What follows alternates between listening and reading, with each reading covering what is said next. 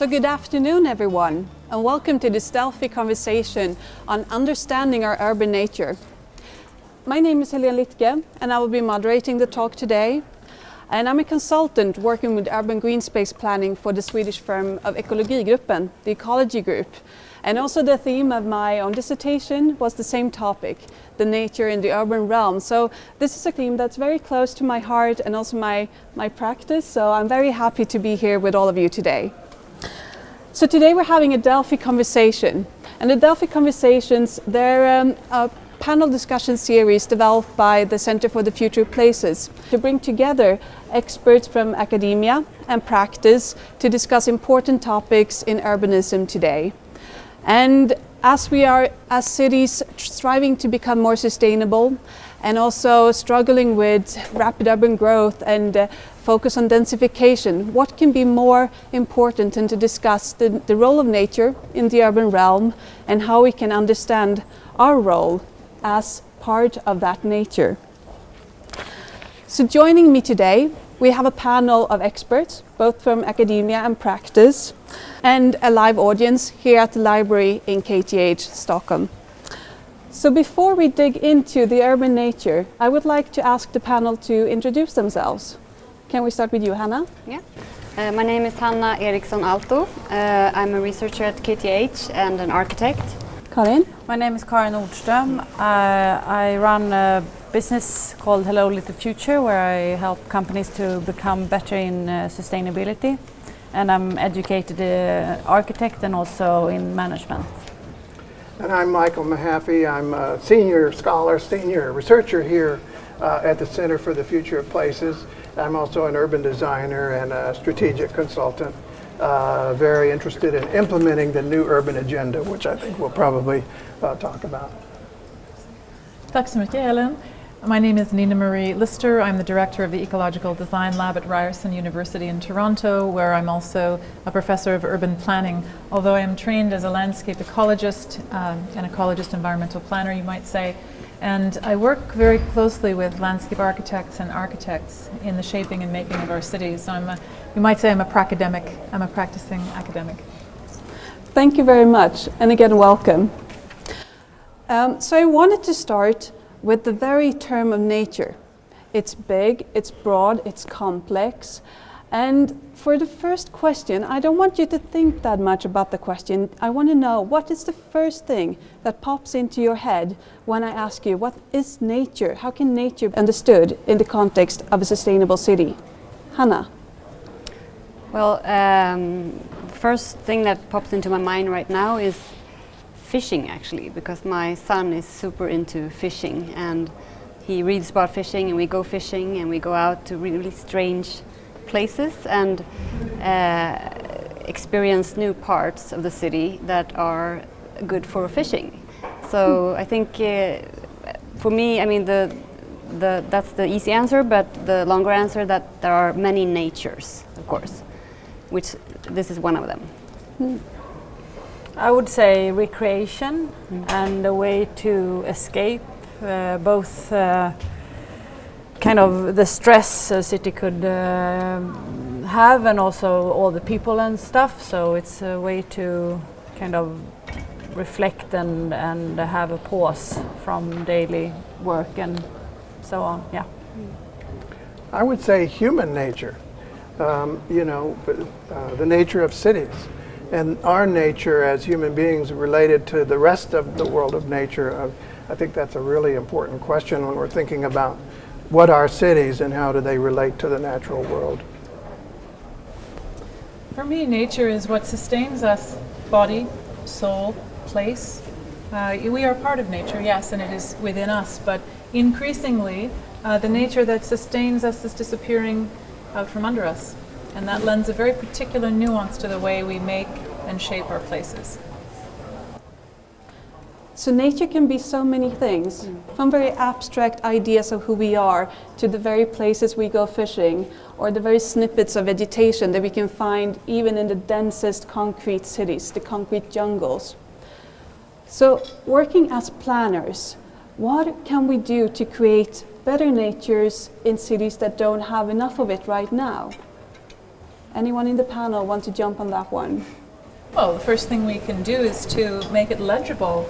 We can make it visible, accessible, and when you can make something legible or understood to people, they then learn to talk about it. Mm-hmm. And when they have a shared language of understanding, as my colleague Jane Wolfe often says, they then develop a shared value. And when we value something, we protect it. So one of the first things we can do is, in design, we can give form and meaning to that which is around us. I think the other thing we can do is integrate the natural world into cities to make them more livable human places. I mean, I spoke about, you asked what is nature, and I said, what about human nature?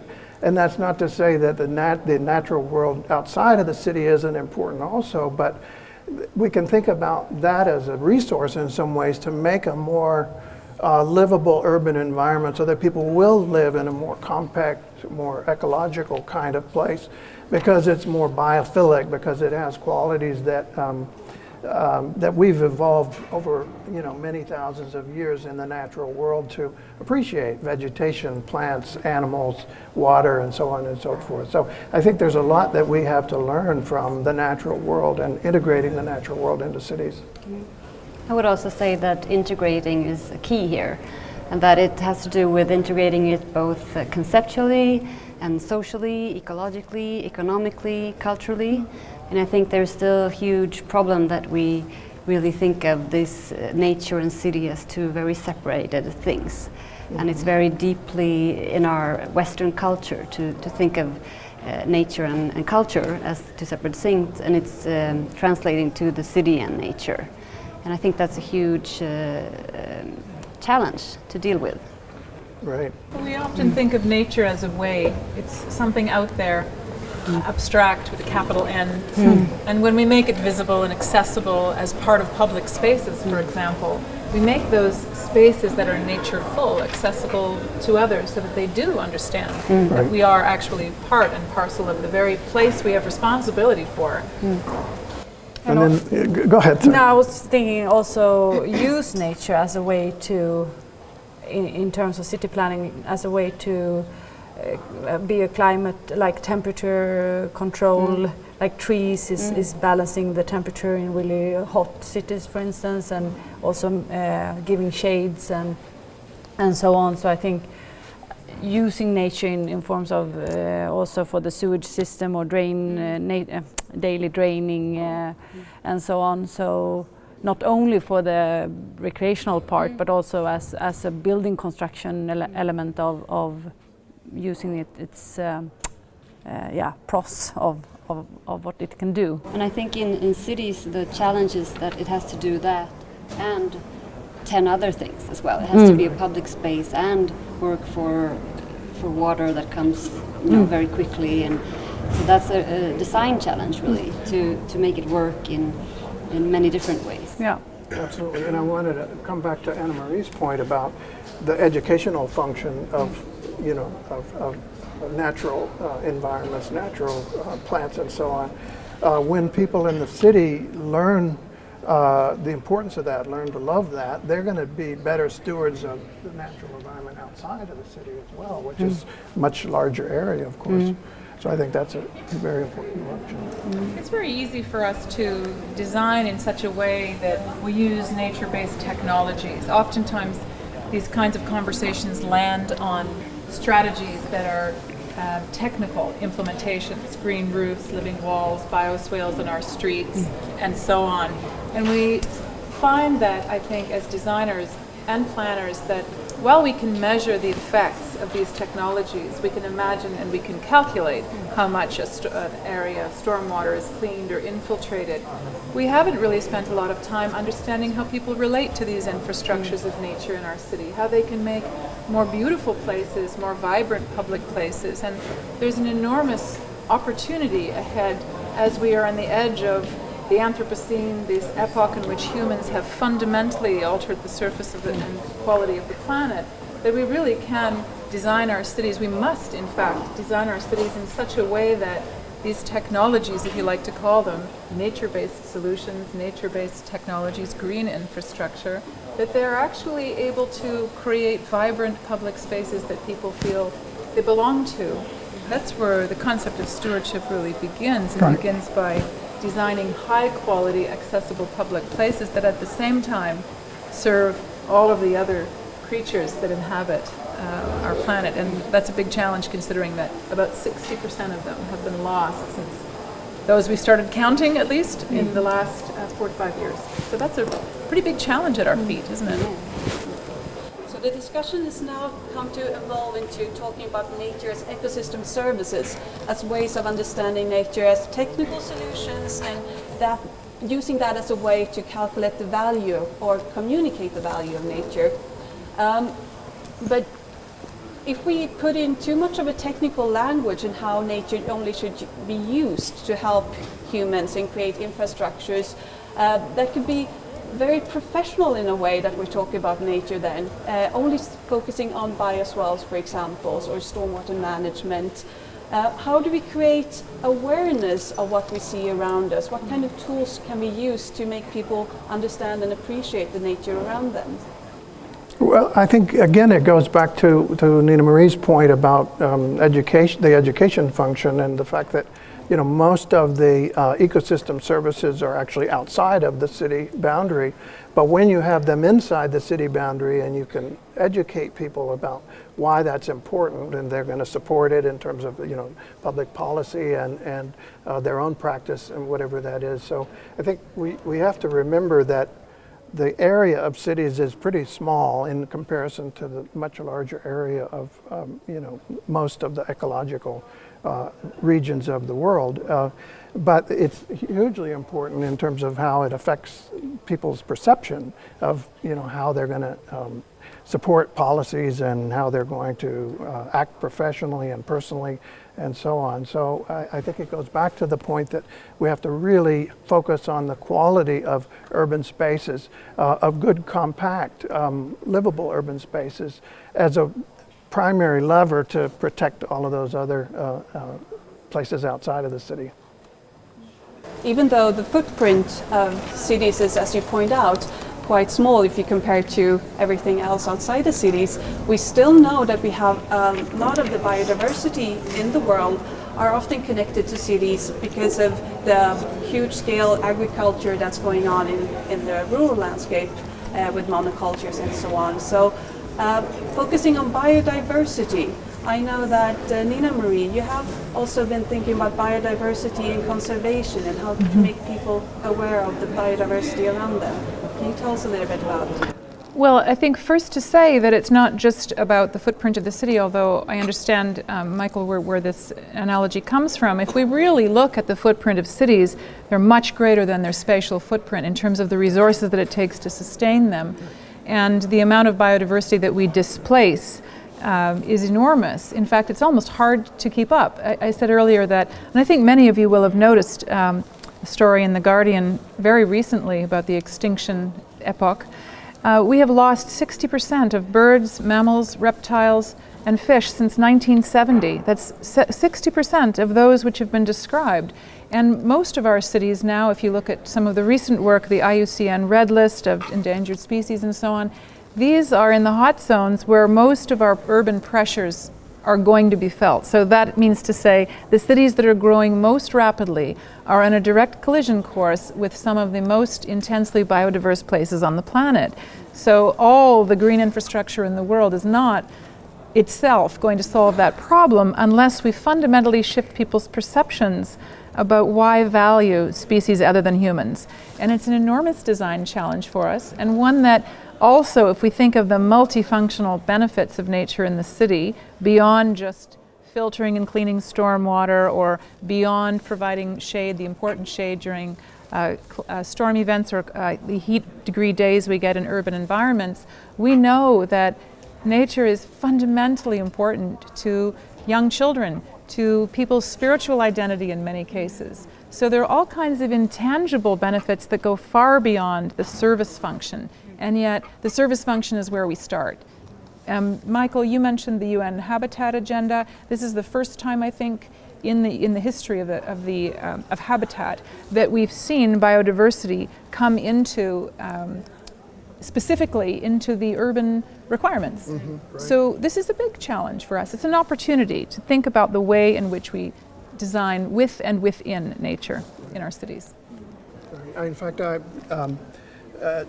some of the language in the new urban agenda talks about protecting, conserving, restoring, and promoting ecosystems, water, natural habitats, and biodiversity, right next to talking about cities and human settlements that prioritize safe, inclusive, accessible, green, and quality public space. So you're right, there's this linkage now that's really important between good quality human nature, human places, human habitat, and the natural world as well.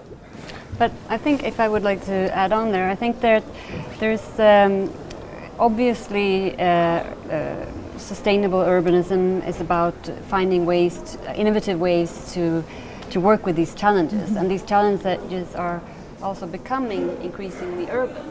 That has to do with social segregation increasing over the world, and loss of biodiversity, loss of resilience. But also, the climate changes that are affecting our cities. And I think even if I think we all can agree on this, what I think is a key really here is finding new ways of problem solving. That the previous ways that has been based very much on a kind of scientific, like traditional scientific model, where you kind of follow a problem one by one, and you kind of go, you take it down even further to questions that hopefully can be answered by like a true or false question. I think that way of thinking needs to be complemented with a different type of thinking that can more build links, find synergies between different areas, and really like activate like new narratives and new visions for the future.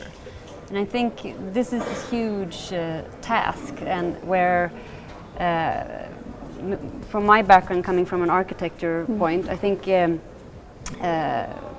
design-based approach has a huge potential here, because it really works with finding synergies, but it also explores problems through projecting. You do them simultaneously somehow. I hope we can come back to that somehow, but I think I think we can all agree on kind of what needs to be done, but how? How do we do it? It's a big question. The question of the moment for cities is, how do these challenges land in physical space and in our public places in particular, where we can't just be planning and designing beautiful projects for the wealthiest neighborhoods in the most gentrified cities, but rather for the most marginalized and for the least the lowest common denominator. What is the smallest thing we could do on the largest scale that might make a difference? Connecting our green spaces so that people have access, privileging people moving through physical spaces rather than cars, for example. We can think on big scales like that, but we can also think about how do we include marginalized peoples within our cities to make those decisions about stewardship and about value. And it can't just be about educating from the northern industrialized cities, but working with people on the ground who understand the value of what makes their place special. That's part of what biodiversity is. It's the attachment to a place that is special and meaningful because of its diversity of forms, life forms, plant life, seasonality, and so on. And those are design questions. And I love this point about focusing on problem solving and thinking in whole systems rather than, sort of reductionist whack-a-mole, when you whack the mole and another mole pops up in the children's game. And that's what I think we're experiencing.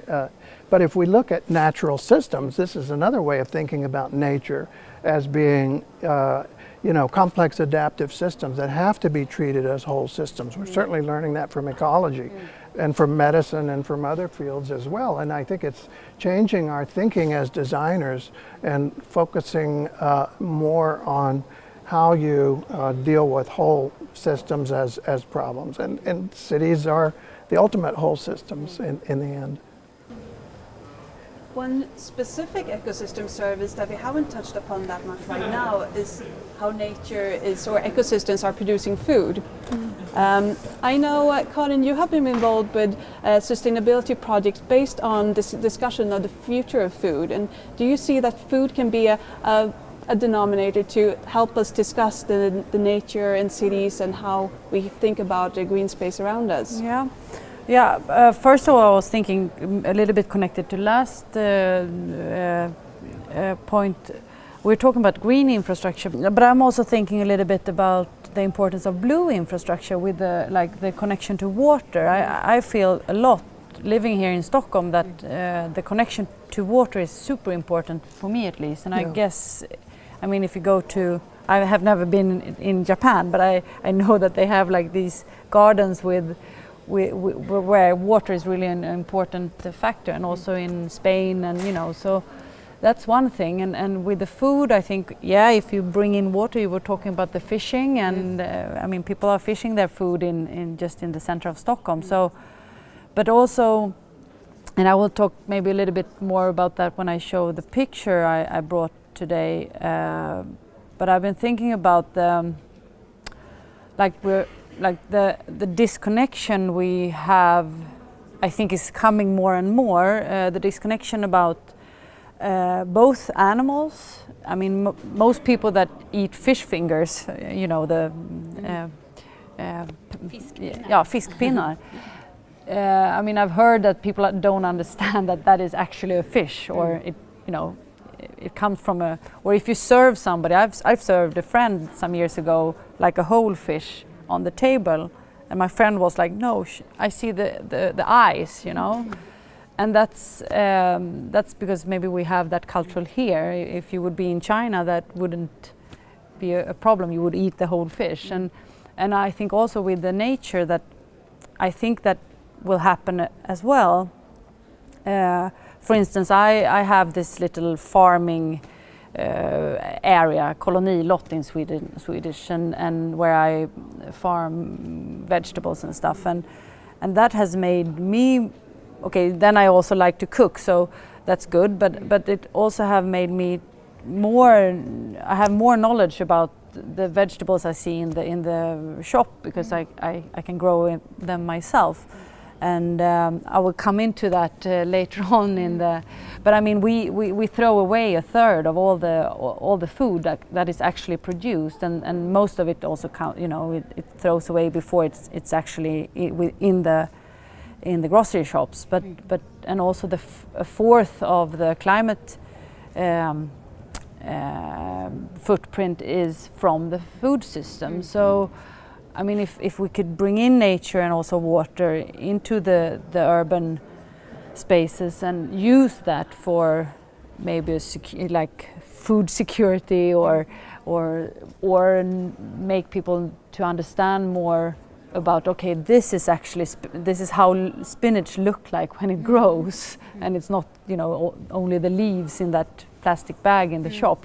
So I think it's hope in a utopia where you could maybe make a city where you could use all these kind of factors, both to make better knowledge and understanding, and also for the sake of the benefits of it. So yeah. Well, food is what binds us together. Regardless of our culture or where we live on the earth, we all need to eat, and we need to eat regularly. And even before we need to eat, we need to drink water. We can't live more than really 72 hours comfortably without water, and that would be pushing it before we're all very uncomfortable. A little bit longer for food. So it's a great place to begin a conversation about green and blue infrastructure or designing for nature if we think of those as the building blocks. And we know that in design, we are often challenged to specify plant material, vegetation, those are called plants, that are ornamental in our parks. And more, we're beginning to have conversations about using those public spaces to produce food, even food that might be ornamental at times, and allowing people in the most marginalized areas access to the outdoors to grow food. It's a marvelous hands-on way to begin a conversation, and I think there are lots of examples around the world where we've seen cities taking initiatives to bring food back into the public sphere. lots of organizations that do this with fruiting trees, or even school programs that allow children to grow food again. So I think this is absolutely essential to the conversation. Do you all grow food in the panel? I have Yes. like anti-green hands. Oh. Everything I touch die. But you fish, so. No, my son fishes. I don't have a garden currently, but I used to have a garden, and I would pick the food and take it in, and we would all eat fantastic salads. And going back to this point about children and learning to garden, that seems to me so important. You were talking also about the children not having access to nature, and there's this phenomenon that Richard Louv calls nature deficit disorder. That many children in cities are not exposed to the natural world. They don't know where the food comes from. They never learn. They just buy it at the grocery store. And so how are they going to be good citizens? How are they going to support good policies, let alone be, good consumers and so on and so forth? So I think this education function of nature in the city is terribly important. I mean, this is an interesting point. Nature deficit disorder as a syndrome described as a relatively recent phenomenon. We know that the things that are easiest to measure about ecosystem services don't always tell us so much. And the more complex observations that we're understanding now are that children's attention spans improve when exposed to 15 minutes even of urban vegetation. That doesn't say very much about biodiversity, but it certainly is a starting point for how we might design green spaces as a human right within our cities, particularly when our urban environments may be the only landscapes our future generations may ever know. So how can we think about designing to hold someone's gaze, holding the attention for a few minutes? That's vital at a time when our children are distracted, and sometimes their parents are distracted by things around them. So we really do, I think, want to think about this as a design challenge that serves multiple benefits. Holding our attention is an important part of good public space design as well. Yeah. So we touched upon both design issues and social issues connected to the access of green space and the possibility to have green space in your everyday life. And at the same time, many cities are densifying and focusing a lot about densification due to sustainability ambitions, seeing that a dense city and a compact city can be very efficient. We can have fewer transports and so on. But where do we find the room for green space in the very dense city?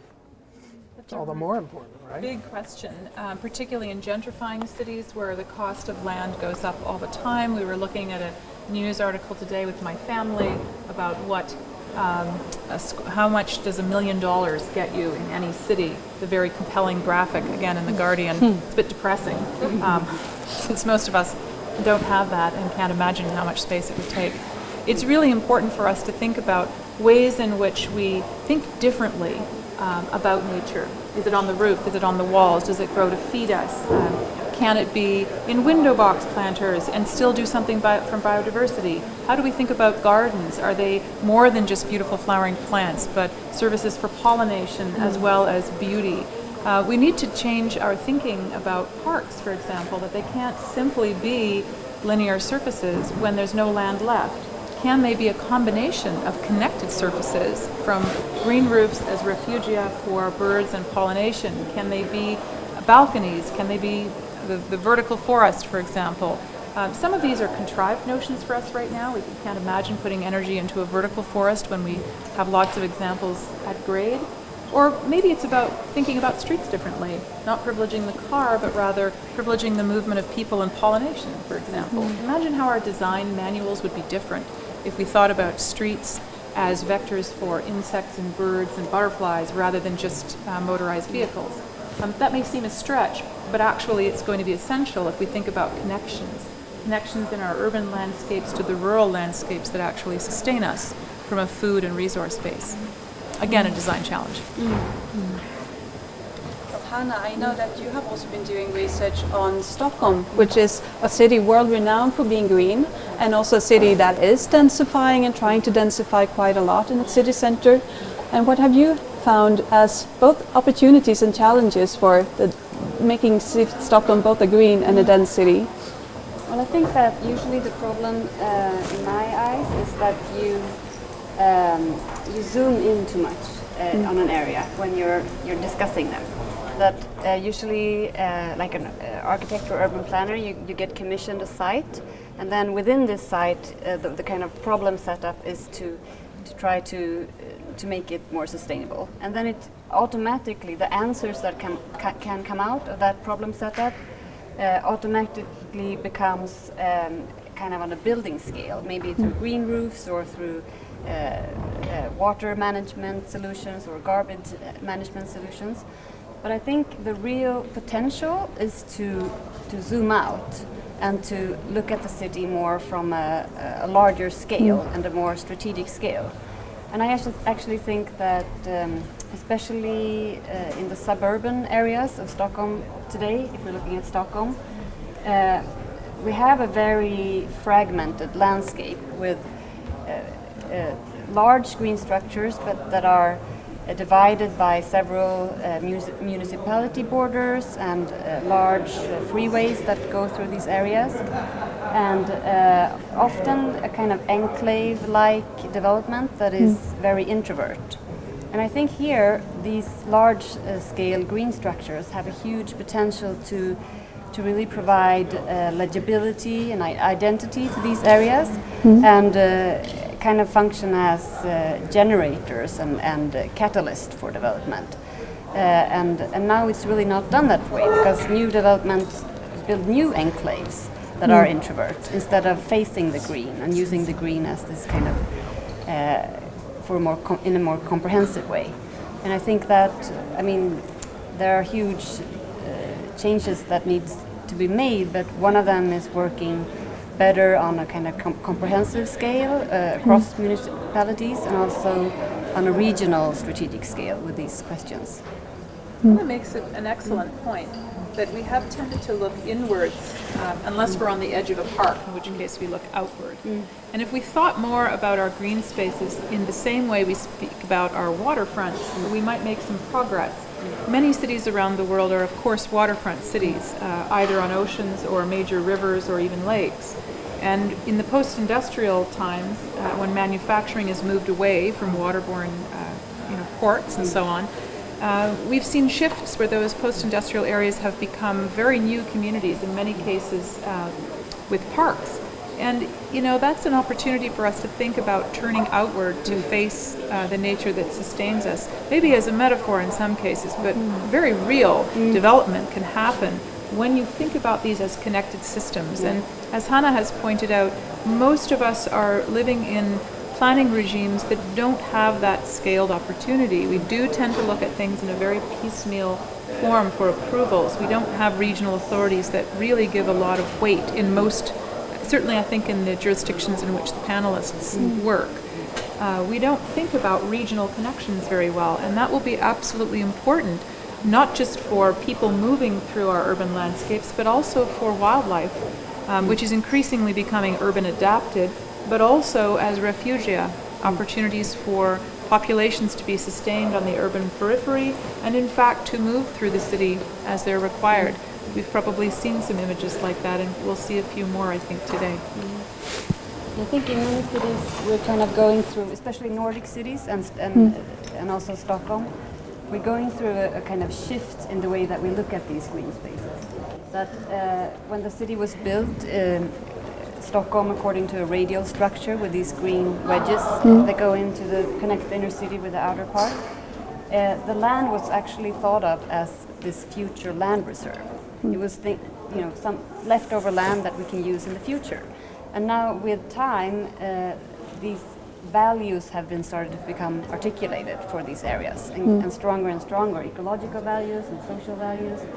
And we're kind of in this shift when we have to start realizing them as a potential, as okay, so if they're valuable, how do we weave them into the urban and make them really generative and work, and not just become an either or question of should we sacrifice them or should we save them? You know, there's this term slope. Have you all heard this term? Space left over after planning. And sometimes I think green spaces and other public spaces are thought of that way as just sort of incidental spaces. And I think what we're really recognizing, I think we're all talking about this, is that you need to have that active human edge of the green space in order to activate it and in order to get the benefits from it that you need in a city. And Jane Jacobs made this point also, that you can't just think of green spaces as some kind of boon that you confer on the neighborhood. You have to think about how to make them work, how to activate the edges, and I think that's true of all green spaces in the city. Well, we might say ecologically the edge is the most interesting place. It's not always the safest place, and not just for people, but in this case I'm talking about for wildlife. We have to give interior green spaces. We do have to start thinking about them very differently. I think it's an important point to highlight Jane Jacobs' thinking.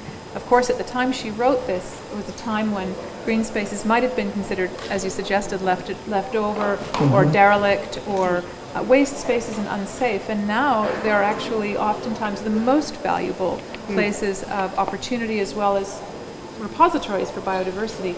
Our parks planning is nowhere near that yet. We don't tend to think of our parks and our green spaces as anything other than recreation, unless they're connected and they're connected to the periphery. And this, I think, goes again to Hanna's point that we want to think about regional connected systems, but we also need to think about different types of green infrastructure that has an ecosystem's performance value in some cases, whether it's as a place to hold and slow water during increasing storm events, as a place to cool, as a refuge for people during heat waves, for example, but also for biodiversity. And we don't tend to plan for species other than those ornaments and those that serve us in some function. And that is going to be more challenging for us, as some species will never be really urban adapted.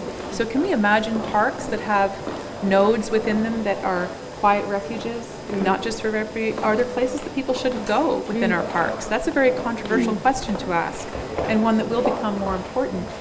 We know certainly in some of the newer cities around the world where we have seen green spaces that are connected, they're often leftover places, but they were serving an important function like stormwater control. Yeah. And we're thinking about how to use architectural and landscape solutions to make them accessible in certain times and off limits at others. So not just spatial scale is a consideration, but also temporal scale.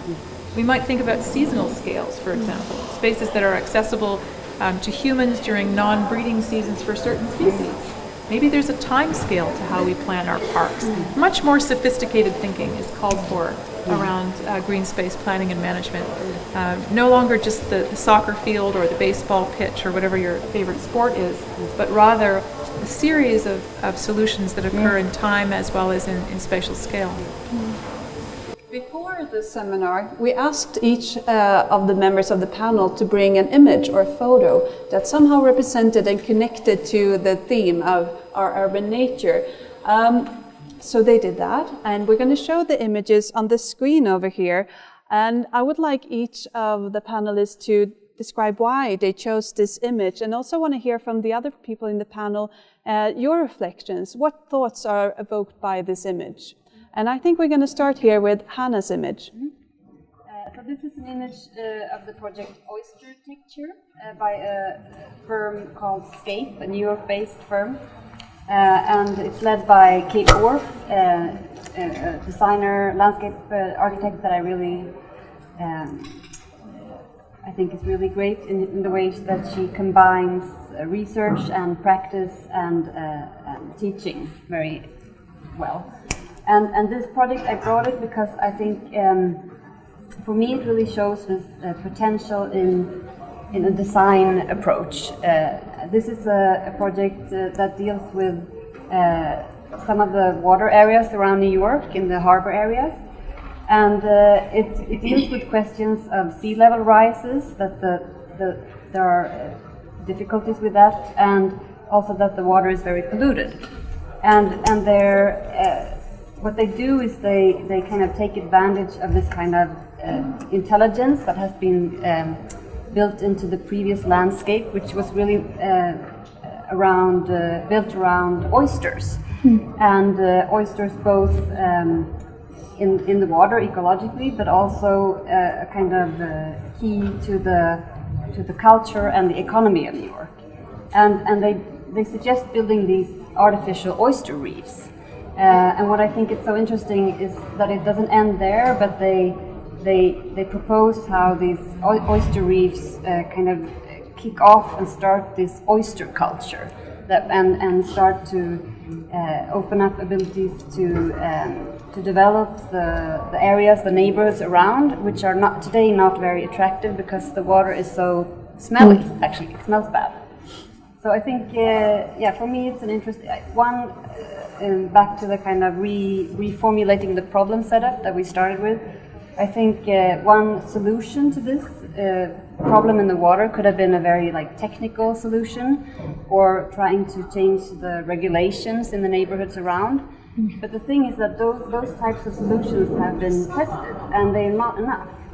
So, and here they find a way where their solution really is holistic and creates all these win-win situations.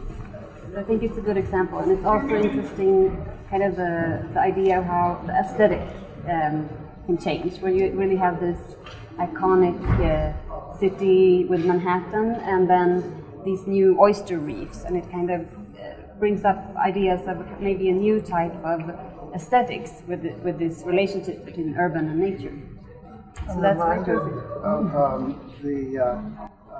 of the cypress around New Orleans, the beautiful cypress swamps that have been decimated by all the canals, and there's now a big effort to restore those and to make them things that people love and appreciate, and they're doing farming, catfish farming and things like that in the cypress that they're rebuilding. So I love this idea of combining ecosystem restoration with some kind of aesthetic benefit that goes back to what we talked about public education and experience of children and so on and so forth. I think it's wonderful, this, because also I get inspired of I see some windsurfers there on the picture, and I'm thinking about the summers here in Stockholm where you have the possibility to go canoeing and windsurf in the middle of Riddarfjärden, and also if you could also use the areas for in this case oyster cultivation. I think it's great in that sense. Yeah. This is a powerful image, not least because it tells a story differently. It projects a future for us to imagine. It could be real. That gives form differently, as Hanna has said, and it challenges us to think about what the edge of a city looks like in the Anthropocene. It's got real power in that respect. It's changing a narrative. But it also has power because what is behind that image is Kate Orphan Scape's commitment to working with community groups, that these oyster reefs are actually created by the local community members, and they're fabricated out of reclaimed materials in some cases. So there's an element of ecological design to this that is intentional and purposeful, even though it's using a system that is ancient as oysters. So that makes it really extra powerful, I think. And it's really symbolic of rethinking what our cities look like and what we actually conceive of as architecture and what we imagine to be beautiful. And that's part of changing the conversation and changing the narrative that you referred to earlier. I think it's an excellent choice, as would most of Scape's work be for this conversation. Yes, it's a very interesting image because it really sums up what you have been discussing, the need to design places that can be so many different things, so many layers of nature and urban life. The urban life of being out canoeing in the city, or the urban life of just hanging out with your friends, and at the same time the need to produce food in the urban setting and have spaces that can do all these things at the same time. I also wanted to suggest one other thing about this image, because it was part of a design competition for resilience. This is an important aspect, I think, that the work of nature here, if you like, the performance value, if you want to call it that, is embedded in what this thing is supposed to do, this set of infrastructures. Our friend Christina Hill often talks about resilience as the new sustainability, that this is not just getting back to normal, which is some of what the conversation about resilience has been, but it's actually about setting up a series of conditions that change over time and that become a new normal. And that aspect of resilience that's embedded in and symbolic in this image, I think, is an important part of our conversation that we haven't touched on, but is in some of the answers is bubbling up. So maybe it's time to move to the next picture. Yes, Karin. Yeah, I was a little bit touching it before. This is from Visby, actually. I took it this summer. During this political week, there is Almedalen in Visby, where everybody's screaming out their agenda, and it's about 3,500 seminars, I think, during 1 week. And so you get kind of tired, and then I was walking around and I was looking at the small details, and I just saw that, hey, that's actually chard. I don't know if you know that vegetable. It's mangold in Swedish. And then you have parsley, and then you have thyme, and then you have, I think it's kale, green kale, or black cabbage or svartkål. And I actually had seen it in the plantation, do you say plantation? Yeah, in Stockholm as well. And that made me, that inspired me a lot, because I was thinking in different, of course, layers, both of the thing I was touching before about the understanding and raise awareness of food and what we actually eat and how it grows and how it looks. You know, if you, for instance, if you buy vad heter blomkål in English? Is it? Thank you. Cauliflower in the shops. You could almost not buy the green, really good leaves that actually covers or is around the cabbage or the cauliflower. So, so that was one thing, and also I was thinking, because you know, I've been thinking about this, you know, the overshoot day that is a date during the year, and it's pushing the date of it, the time when we have used all the resources, the earth, the resources from the earth. And I have played with that thought of overshoot day, in sense of, if we have the Armageddon, or the day when everything is just out and you can't use a thing, you can't use energy, you can't use,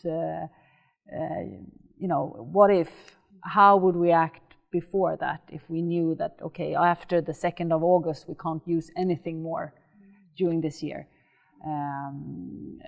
So could this be a way of being the one thing of the food secure system storage? If you actually grow edible vegetables or edible flowers, as we were into before, in the public spaces, could it actually serve that thing, or for the homeless, or for the people that actually could pick that for their lunch, or and maybe it could hopefully make people not pee in public spaces or litter, or more have a respect of our common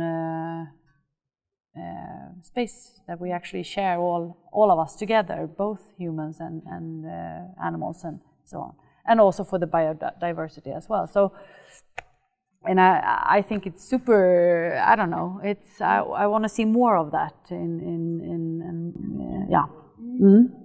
So it's interesting that you mentioned the 0 day, or the overshoot point in time. I was in Cape Town during the water crisis in South Africa, which many of you may have heard about that. And they were talking about the 0 day, the day when the water was going to run out. And what happened, of course, was that people did react. I mean, knowing that it's a finite point in time instead of someday we're going to have this problem, really focused people's attention in a way that I haven't seen in a lot of these debates.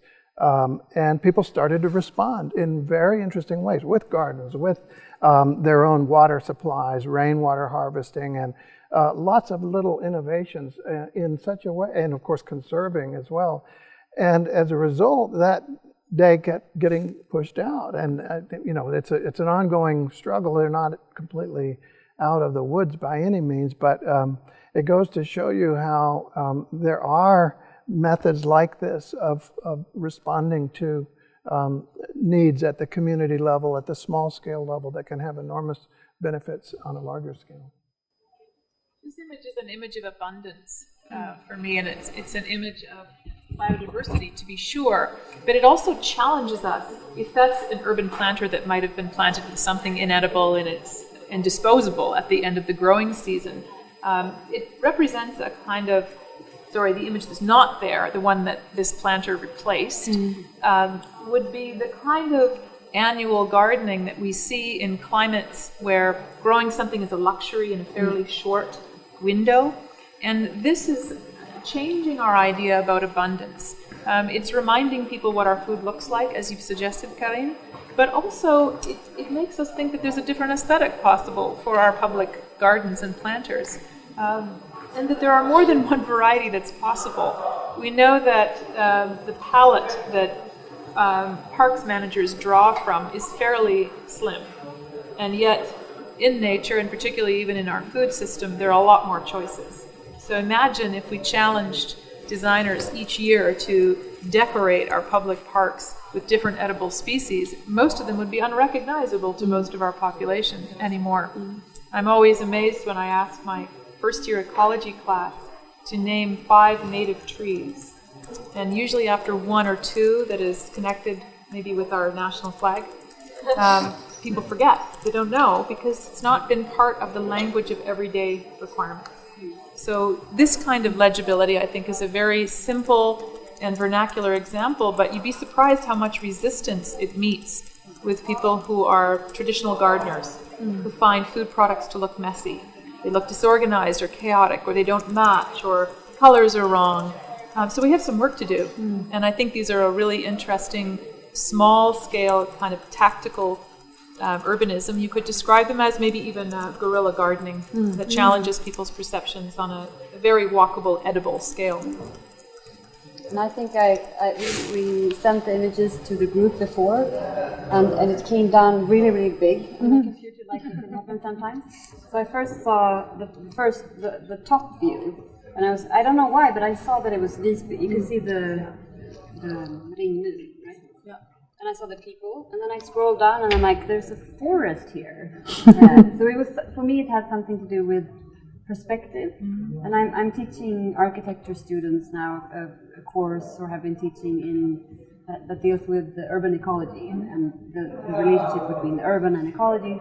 And I think this really like shifting perspective. Like we had one day when they could meet with ecologists for the whole day and ask questions, and in like 1 or 2 days they were ecological experts in a way. And they started to really think as ecologists, and I think that's amazing and so helpful for them probably later, just to know kind of the thinking, what's it about, and thinking more in a kind of systems-based way, and thinking in change over time. So I think just shifting the perspective in a very kind of philosophical.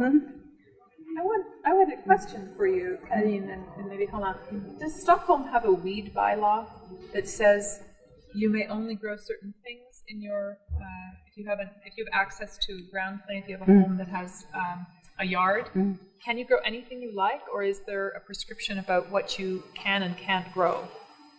Yeah, I think you can grow anything you like, except for weed, actually, for the smoking weed. I mean, that's marijuana. But otherwise, you can grow whatever you want. That'll change things. I grew up in a single-family housing area in the suburbs, and you can grow anything, but you will not become friends with the neighbors. Oh, yeah. Okay. So it's more like a socially regulated thing that you have to keep it, I asked that question because this image actually raises some possibility of being challenged. In Toronto, you can grow what you like, but not socially. In fact, it's because of someone who challenged a bylaw that said you couldn't grow weeds, not just cannabis, but weeds, things that were called weeds. Well, what is a weed except a plant that is undesirable? It's in the wrong location at the wrong time. and anything over a meter you had to cut. So imagine what that did to pollination, let alone food growing. That's no longer the case. In fact, now you can have chickens. And this is part of a movement to reclaim food products. But still, there is definitely an aesthetic that you suggested, Hanna, that people will say, you can't grow that, that's messy, or it doesn't look right. So changing our imagery is important, and I think this does that. We'll move on to the next one. Michael. Yeah, so I already mentioned Jane Jacobs, who, of course, wrote a lot about the nature of cities, and I've spoken on that point already. The idea that cities are a part of nature as much as, termite colonies or anything else. But I also wanted to highlight a couple of things about that image. One is that isn't a green space that I'm showing, but it is a biophilic space. It's a space with lots of sort of vegetation-like patterns. There are obviously the plants that are for sale, the vegetation, the vegetables and so on. There are the people, there's all the movement and activity. So that's another aspect of nature in the city, if you will, that I think we really need to think about. And Jacobs also talked a lot about the way natural systems are organized, and we've touched on that a couple of times in this talk as well, the kind of whole systems phenomenon. The last chapter of Death and Life, if you don't know it, please go check it out, because she talks about the kind of problem a city is, and a problem that she described as organized complexity.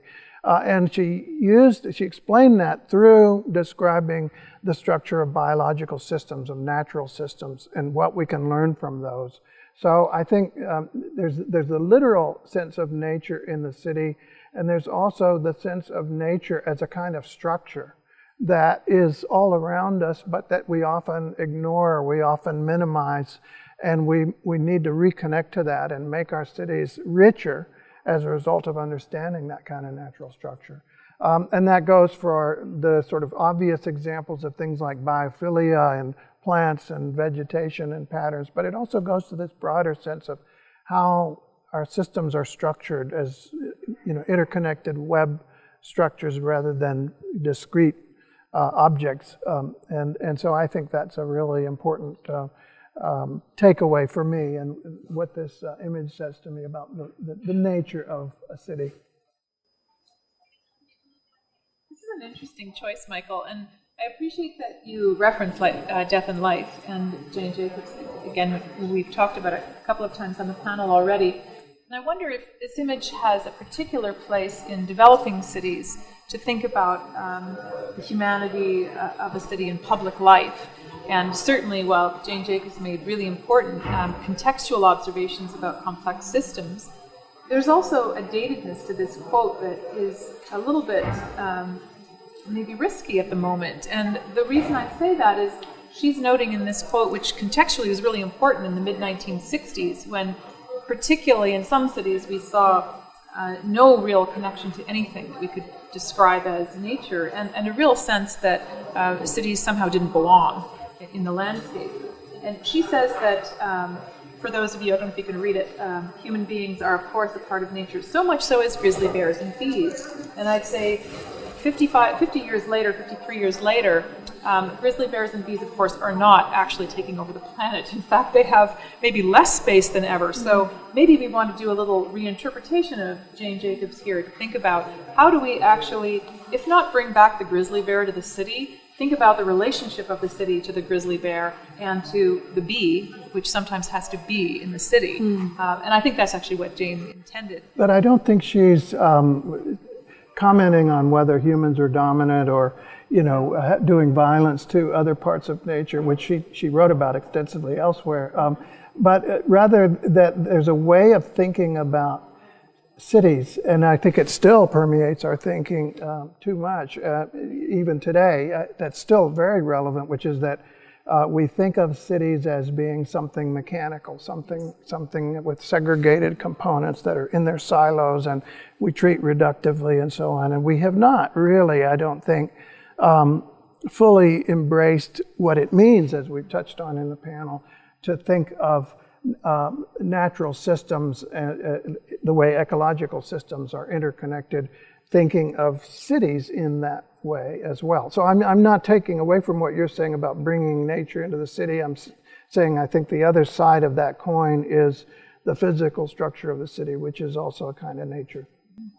I think the adaptive complex systems recognition of that context is very important. Yeah. However, I'd say that in landscape and landscape architecture, we actually have a very relatively now a 20-year history of recognizing complex systems as integral to the way we make and shape landscapes. And that suggests to me that we can really push this further. So from that perspective, I appreciate that this is a launching pad for that conversation, as well as a recognition that in many places we still really think of cities as mechanical. Right? And I think we haven't gone there yet. I think the landscape architecture has advanced quite far in its thinking, but a lot of the systems that shape cities, especially around the world, I'm going to China next week, and many other countries around the world, you could be back in 1950, right, looking at the way these systems are going forward. So I think we have a lot of work. Talking about the non-human dwellers in our cities, I think if we change to the next picture, we're going to see some non-humans. There they are. I think we see both. And I guess I would start by saying that was the purpose of the image, was to show that there are more than one type of being in a city, even though human diversity is absolutely part of biodiversity. This image comes to us from Canmore, Alberta, in the western part of Canada, just outside Banff National Park. But nobody told the elk that. They live there. And this image is courtesy of the Western Transportation Institute, actually at the south of the border in the state of Montana. But the image was taken to show really the relationship, if you might say, conflict and tension between people and wildlife. In this case, one species of wildlife that's rather hard to ignore. And if you're the person standing outside the suburban house, you can see that the plant biodiversity is not very rich, and that the housing type suggests maybe a suburban edge. But again, nobody told the elk. They are a part of this place and have been forever, really, since elk were there. And so as human settlements creep ever further into the surrounding hinterland, we have more and more likelihood of conflict with wildlife that we can't really ignore. Although we've managed to ignore lots of the smaller creatures, this is a pretty powerful symbol of what does coexistence mean. What does it mean to bring nature into our cities at a time when everyone is searching for more place? We're, of course, the dominant species now, but there are others, and some of them are a little bit hard to move past. So I think a lot in my work and the work of the students in my lab and my collaborators, we think a lot about connecting our landscapes to allow safe passage, movement for everyone, and sometimes that's not always an easy course. Sometimes there is conflict and tension. And I think we're going to see, particularly in the developing world, in the biodiversity hot zones, more and more of these kinds of conversations about who are we making space for, and what does the quality of that urban space look like? Is there a way that we can actually design for the non-human, not just to provide us those free services, but the relationship to these very powerful and emblematic species that I think here in Sweden are also very recognizable and clearly part and parcel of maybe what I would call your landscape identity. It's part of our urban identity increasingly. Charismatic megafauna, they call them, right? In some places. So I think these 4 pictures really brought us back to the beginning of the discussion, showing the multiplicity of the very term urban nature. We see the humans and the non-humans coexisting. We have seen the images of a vision of an urban environment that brings in both the natural elements and the human elements and creating places where they can coexist in layers. We discussed ecosystem services and food production. And of course, the human nature and the nature of us living in cities and understanding how everything is connected from the fruits in the fruit stand to where it's grown and so on. But one thing all these images had in common was that the weather is pretty nice. And you see her in a t-shirt.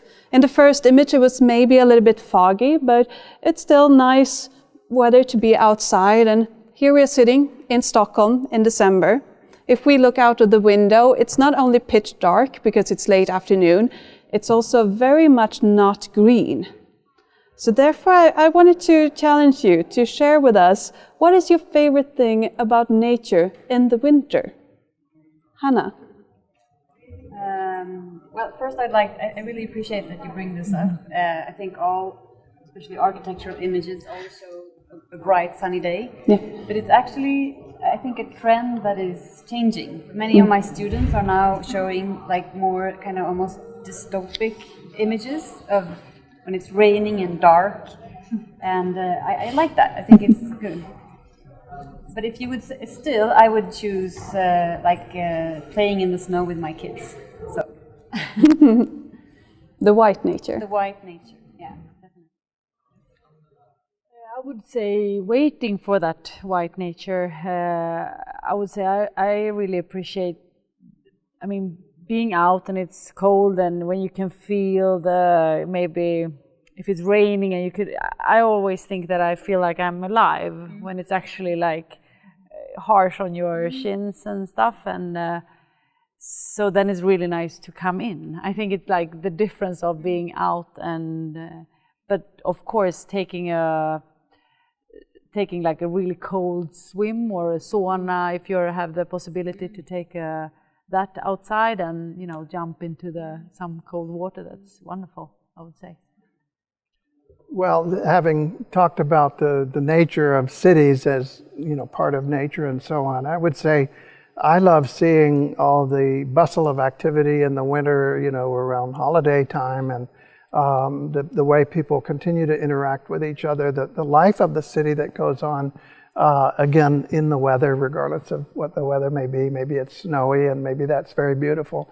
But also people continuing to pursue their own dreams and opportunities in the city. I neglected to mention in the photo that I was showing that some of those are migrants to the city that are having opportunities because they're able to participate in the public space, the street, and that's something that I find very beautiful and exciting about the city, whether there's greenery or not. Of course, I love the greenery too, but I also love seeing the life of a city in whatever season.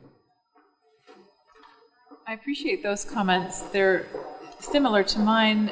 The first thing that occurred to me was slow, actually.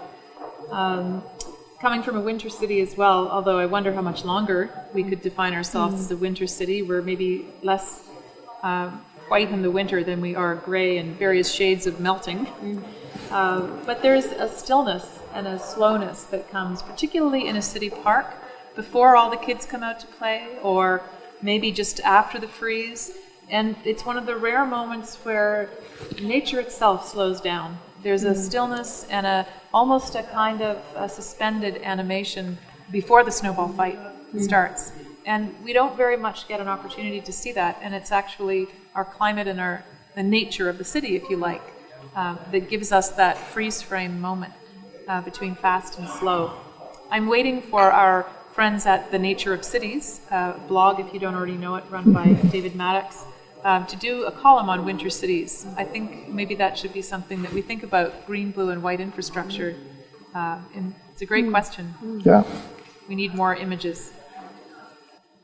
The issue of seasons, or the question of seasons, is of course important for us as designers and planners or urbanists to remember, because not only is it cold, it can also be very hot and brown and also colorful. So we should not get stuck in the image of nature as only a green question.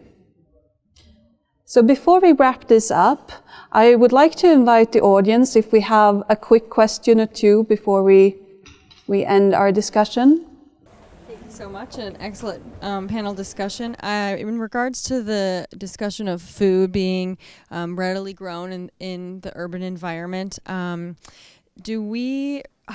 does a designer or planning team work with the public maybe not so much embracing all of these gardens that require maintenance?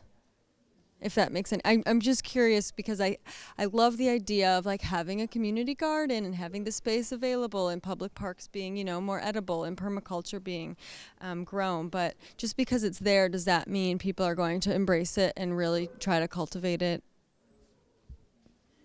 How do we deal with that challenge? When people are doing front yard gardens, they started to allow those in Portland, Oregon, where I'm based partly. And people love those, but there is an issue about, well, what happens when you don't have good looking plants? And so there are ways that people can dress them up and make them look nice when they're just sort of bare. But so I don't see that problem as much as I see the opposite problem, that people do gradually, there's a high demand. Does other people see that? I don't know. I was thinking like if you have, I mean, if it's municipal, like if it's city planted, then probably you have the staff of the city, you know, taking care of it. I guess. I mean, it wouldn't probably be the same if it's non-edible. But I also saw a friend of mine living in, not like in the city center, but Gröndal, which is still like central in Stockholm. There they had some of the inhabitants there. Ended up building, forming a group, and they made the permission to get their city zone, providing them with this kind of planting pots, or I don't know, this, and they had like this mini commune farming plot together, and I think it actually worked well. I think last summer was the first summer of it, so I don't know how they evaluated it, but I think it, yeah. But I can, especially, in relation to the question of seasons, they have a new area for planting and growing near to where I live in the Aalto, London. And right now it doesn't look like super exciting. Everything is, how it looks in the winter. I mean, I could guess that complaints like these come in, sort of. So I think for me, I would try to translate it into a design challenge. How can it work during different times, and really not just be satisfied with, okay, now we've given something to the community, but really, okay, so how do we make it work during all the seasons? Yes, right. And I would encourage students to think of a practice beyond the public park. For example, you look at some cities where the right-of-way in a street is planted by neighbors that take over. They do an urban takeover, they plant something that they like to grow. Some places that's allowed, other places it's not. We might also think about ways to use non-governmental groups that help distribute food. So I know that in many North American cities there are organizations, I can think of one in my own city, not far from the tree, which gathers fallen fruit from private neighborhoods who give permission, and then they redistribute the fruit. Sometimes there are neighborhood organizations that allow fruit trees instead of ornamental trees. Our city doesn't generally want to plant fruit trees because they're considered messy, or because they contribute to a problem of squirrels and rats rather than people. But no one's ever actually tested that, to my knowledge, to know whether the rats get the food before the people. I venture to say if they're attractive fruit trees, people do pick the fruit. We certainly see evidence of that. So it doesn't have to just be in a public park, where there are definitely some challenges with maintenance. But I would argue strongly that that's a regime shift waiting to happen. It's a cultural shift within maintenance and operations. We write the rules as planners. We change the rule book. We decide what we plant. Do we have another question? Yes. I was wondering if you guys think that there are policies and zoning challenges that are prohibiting these types of designs from happening. And if so, how do we overcome that? Yes. Absolutely. Well, I mentioned Portland, Oregon, where the zoning has been changed, but it took a while to get the zoning change. I also, when my daughters were growing up, I have to confess I had illegal chickens. And I met the neighbor, one of our neighbors at the hardware store, and he said, "You're that guy with the rooster." I had a rooster. And I said, "Uh-oh, here it comes. I'm going to be busted." He said, "I love hearing the rooster in the morning." So, but you have to push and get the zoning changed and get the thinking changed, I think, and that's happening. It certainly happened in Portland and other places. Backyard chickens are the classic example. Once unwelcome, now you can't find a chicken coop fast enough before they sell out. People want to try it. And they're great. Weeds, the weed bylaw that I referred to earlier. There are lots of them, but planners write the rules. We have the capacity to change the zoning codes where zoning codes are the problem. But certainly there are lots of opportunities to look at where we've seen success through a different kind of an approach. Inclusionary zoning is a good example if that's something you're familiar with. Lots of different ways to think about writing the rules and actually designing differently to show how they can apply differently. We don't always have a good dialogue between the architects and the planners in North America as you might see better integrated here, in my view. And we have time for one last question. Thank you for the very rich discussion that was flowing and a lot of things that came out. And Karin might remember we did a double talk in one of the municipalities, and you were showing some powerful images some 6 months ago. They were almost in an Algorian way of all the calamities that we're faced with now, with all the volatile things happening in the sort of emerging crises, the converging crises, and so on. Just a reflection from you, what one feels, there's almost an incredible amount of asynchronous different discussions, different paradigms going on. We're all sort of for the same thing, but in a way we cannot reach consensus on many things. And when we look at our socio-ecological systems, of course we want our systems to be contextually based, we want everything to be equitable, we want, to alleviate this. If you read Richard Florida's book, We Are in Urban Crises. If you read Jonathan Rose's book, We Need Something, a Well-Tempered City. But there's so many parallel paradigms that, and Michael remembers in 2012 in our Sustainable Urbanism book, we were screaming for some kind of a consensus that we should all gather, not just hold hands, but go into the same boat like Noah did with the animals. Why isn't that happening? We have the evidence, but on one side we're rushing as a rocket towards the autonomous vehicles. On the other side, we're seeing people trying to do whatever they can to collect trash and live from trash. What's stopping all of this? Well, I think it is happening actually, but I think it depends on where you look. If you look sort of at the where everybody's off innovating in their own direction, then it looks like a whole bunch of chaos going on. But we talked about the new urban agenda and the convergence there on I think a lot of the ideas we're circling around here, treating cities as whole systems, integrating nature into cities and so on. I personally think there is a converging paradigm here, so I'm a little more optimistic, I guess. But I agree with that, but I also think that the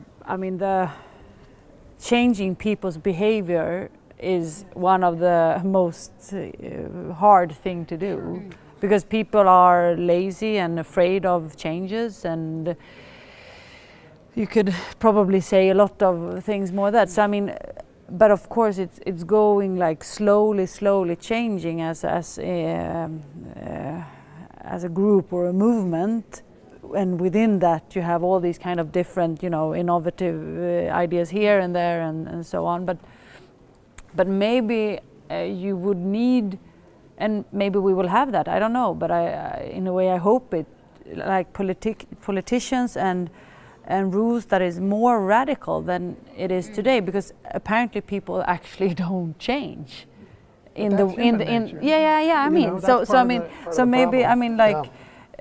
the politicians here, you won't have that radical decisions because people are afraid not being elected again, and you have this 4-year horizon, and the companies, you have you have a CEO having it kind of lifespan of being a CEO. If you have a family company, maybe you have a longer lifespan of thinking about the company's way of making business and so on. So maybe you actually need that kind of 0-day date where it's like no more after this date, do whatever you have to do, but no more, and then maybe you would, I don't know. More motivation. Yeah, it Well, would be what I interesting meant- as a test or a Yeah. psychological. But what I don't meant know. about that's part of human nature is if we think of that problem as another problem along with the ecological problems and the technical problems and all the others, then it starts to look more solvable than just why are people so dumb? You know, well, people you know have limited knowledge and they're not getting the information they need and so on. That's a problem of nature too in a way. But I think it's also a question of perspective, because you're talking about that all these different paradigms are kind of existing simultaneously, and many of these the people that stand for these paradigms come from different professions. So I think a large, like really the task now is to find ways to work across disciplines and to start to understand each other.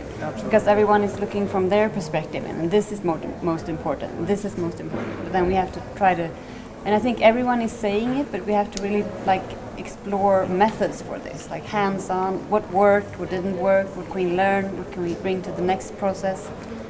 So I think for me that's like really the next step. So it's new ways of knowing, and I think Hanna, that's a really good note to frame another conversation is what those methods look like. We're very good at using the same problems, the same solutions that got us into the present problem to try to solve it. This doesn't make sense logically. When we open ourselves to trying new methods, we can also do so more safely through collaboration, because we open up new opportunities for testing in that way. It's a less risky proposal technically, provided that we operate at a scale that is safe to fail, and we're unafraid to take risks, particularly at a time when we don't have a lot of time to wait for long-term data. So we have to be able to try new things in a kind of acupunctural way, strategically and carefully, using different perspectives. And oftentimes that's already happening all around us. It's happening at different scales. I'm with Michael on this one. I think it is happening in our cities in very vernacular ways sometimes, where people see a strategy that works and they try it, particularly if they have the tools and the resources at hand. And in that respect, I'm tremendously hopeful with youth. Maybe it's why I stayed in a university teaching, because I derive tremendous energy and inspiration from youth who you look around and you must be fed up with the way things are operating. I mean, I was so cheered for the first time in my life to hear about a lawsuit. I'm not usually excited about lawsuits, but when I heard that young people, and particularly non-governmental organizations in the Netherlands, were suing the federal government for inaction on climate change, I thought, wait a second, there's a tactic I hadn't thought about. Maybe it's a different kind of design challenge, a policy challenge to say, we don't like this. We think we need to change, and if we're not going to wait for your economy to develop a new system, so we're going to try it differently ourselves. I have to have that hope, because I've crossed the midlife boundary now, where I feel like I'm doing everything I can. So I'm now trying to find ways to work with youth more and more creatively outside the traditional boxes of planning and zoning sometimes, to try the innovation and design hack, the new way of working, maybe across the disciplines with unlikely allies. So. And in some ways, I hope that works. And in some ways, they're much smarter than we are, right? Yes. I mean, because obviously we've made our mistakes, and you can learn from them for one thing. all But we're all smarter together, right? When we get together as disciplines and we don't get stuck in our silos. And because E.O. Wilson used the term consilience, and I think that's what we, see happening, and I think that's very hopeful. I think it's wonderful for us to be able to end on a happy note, because we know that it's in human nature to be lazy and afraid of change. But one thing we know about nature is that it's always adapting. So we can find that in our nature to adapt and find solutions to these great challenges that are facing us. So with that, I would like to, of course, thank our wonderful panel for coming here, and also our wonderful audience for coming and listening to us. Thank you all so much for participating. Thank you.